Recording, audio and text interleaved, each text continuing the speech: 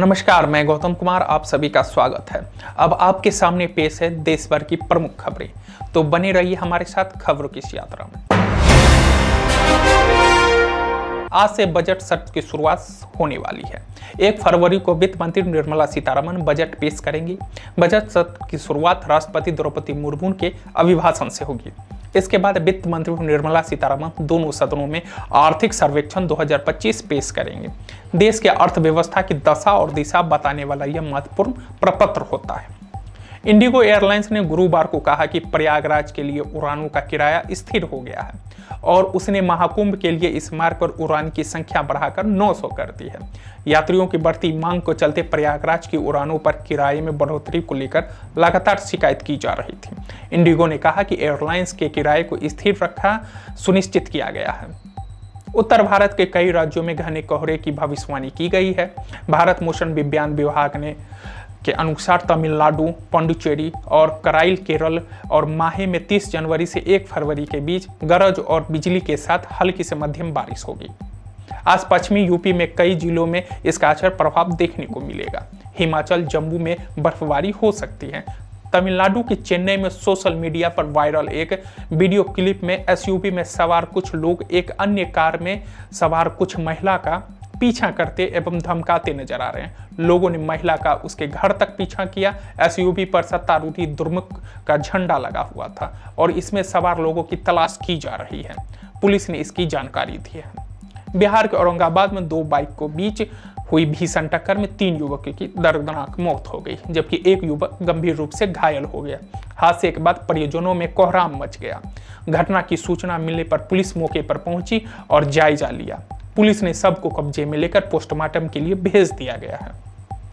कर्नाटक में मैसूर शहरी विकास पदाधिकरण भूमि आवंटन घोटाले की ईडी की जांच में सामने आया कि मुख्यमंत्री सिद्धरमैया की पत्नी पार्वती को मैसूर में 14 भूखंड अवैध रूप से आवंटित किए गए थे और मनी लॉन्ड्रिंग का प्रयास किया गया था। भूखंड का अवैध आवंटन कोई एक घटना नहीं बल्कि एमडीडीए अधिकारी, कर्मचारी और रियल एस्टेट कारोबारियों के बीच गहरी साठगांठ है।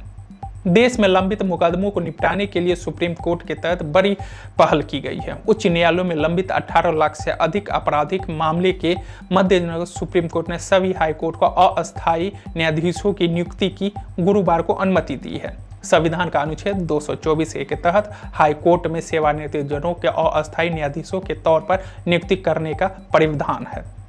एक अनोखे मामले में अवमानना है कि कार्रवाई का सामना कर रहे व्यक्ति कोर्ट की हिरासत में उसका पासपोर्ट होने के बावजूद अमेरिका भाग गया। सुप्रीम कोर्ट के मामले की जांच करने और उसकी गिरफ्तारी के आदेश दिए हैं। अवमानना मामले में सामने आ रहा है कि व्यक्ति पत्नी से कानूनी लड़ाई लड़ रहा है। निज्जर हत्याकांड की जांच का आधिकारिक विदेश हस्तक्षेप आयोग को नहीं है। यह बात भारत में अस्थिर कनाडाई उच्च आयोग ने कही। आयोग ने 2019 और 2021 के कनाडाई संघीय चुनाव में चीन, रूस और कुछ अन्य देशों की ओर से हस्तक्षेप के आरोप की जांच की थी। उच्च आयोग ने कहा कि विदेश हस्तक्षेप पर सार्वजनिक जांच को निज्जर की हत्या की जांच का अधिकार नहीं दिया गया था। केंद्रीय गृह मंत्री अमित शाह ने गुजरात में नए आपराधिक कानून के क्रियान्वयन की समीक्षा बैठक की। उन्होंने गुजरात सरकार द्वारा अब तक किए गए कार्यों की सराहना की। शाह ने यह भी कहा कि राज्य सरकार को यह सुनिश्चित करने के लिए परिपत्र जारी करना चाहिए कि संगठित अपराध, आतंकवाद और मॉब लिंचिंग के प्रावधानों का दुरुपयोग न हो। भारत अपनी नौसेना ताकत को और बढ़ाने के लिए फ्रांस से राफेल जेट 26 नौसैनिक संस्करण और 3 स्कॉर्पियन पनडुब्बियों की खरीदने अगले कुछ हफ्ते में करने की उम्मीद है। यह अभी स्पष्ट नहीं है कि प्रधानमंत्री नरेंद्र मोदी की अगले महीने होने वाली पेरिस यात्रा के दौरान खरीद की घोषणा जाएगी या नहीं। पीएम मोदी और मैक्रोन के बीच द्विपक्षीय वार्ता होने की उम्मीद है। स्वच्छ भारत के तहत अब स्वस्थ भारत पीएम मोदी का मिशन बन गया है। पीएम मोदी ने बार बार खाद्य तेल के दैनिक उपभोग में 10% की कमी का सुझाव दिया है।